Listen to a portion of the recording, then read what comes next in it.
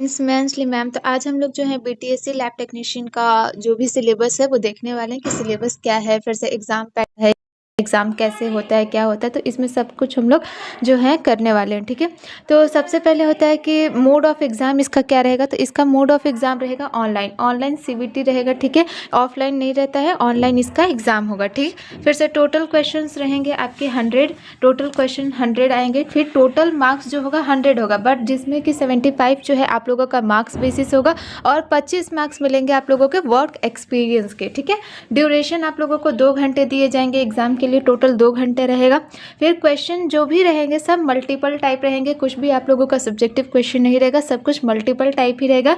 Medium आप लोगों का बाइलिंगुअल रहेगा, Hindi and English. Marking scheme जो है आपका +1 मिलेगा ईच करेक्ट आंसर के लिए और 0.25 मार्क्स कट जाएंगे एक गलत आंसर के लिए। मतलब अगर 4 आप लोग गलत करते हैं तो 1 नंबर कट जाएगा। ठीक, फिर से क्वेश्चंस जो भी होंगे वो क्या बोलते हैं, लेबोरेटरी टेक्नीशियन के सिलेबस पे ही बेस्ड होंगे। जो भी क्वेश्चंस होंगे वो इसी के सिलेबस पे बेस्ड होंगे, कुछ भी आप लोगों का आउट ऑफ सिलेबस नहीं आएगा। तो चलिए सिलेबस को देख लेते हैं।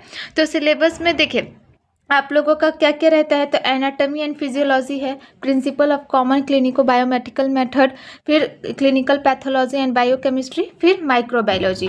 ठीक, तो माइक्रोबायोलॉजी के अंदर क्या क्या है तो देख लेते हैं। तो माइक्रोबायोलॉजी के अंदर आप लोगों का है outline and guidance, bacteriology, microbiology, parasitology, फिर से virology, anti microbiotic agent studies, infection control and environmental studies.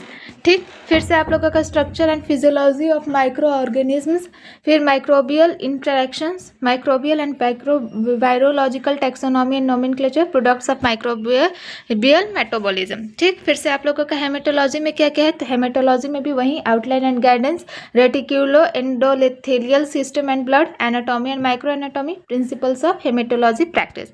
फिर बैक्टीरियोलॉजी एंड वायरोलॉजी में आप लोगों का फिर serology and mycology, biomedical sciences, biomedical sciences में आउटलाइन और गाइडेंस है। क्लिनिकल पैथोलॉजी में भी आउटलाइन एंड गाइडेंस।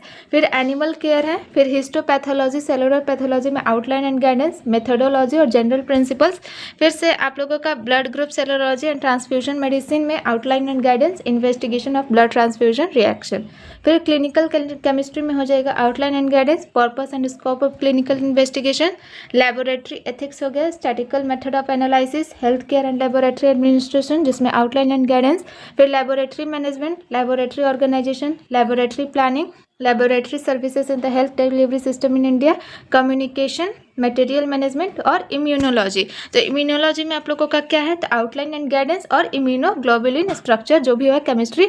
अब क्या है कि क्वालिफाइंग मार्क्स कितना रहेगा तो जनरल का ये भी क्वालिफाइंग मार्क्स जो होगा आप लोगों का कैटेगरी बेसिस रहेगा। जो जनरल कैटेगरी के रहेंगे उनको मिनिमम 40% चाहिए क्वालिफाई करने के लिए, ओबीसी को 36.5%, SC/ST को 34% और हैंडीकैप्ड वुमेन को 34% और ईबीसी को 32%। ठीक है, तो उम्मीद है आप लोगों को सब कुछ समझ में आ गया होगा। जो भी इसका PDF होगा आप लोगों को डिस्क्रिप्शन बॉक्स में टेलीग्राम चैनल का लिंक दिया गया है, तो वहाँ से जुड़ जाइए, वहाँ से आप लोगों को PDF मिल जाएगा।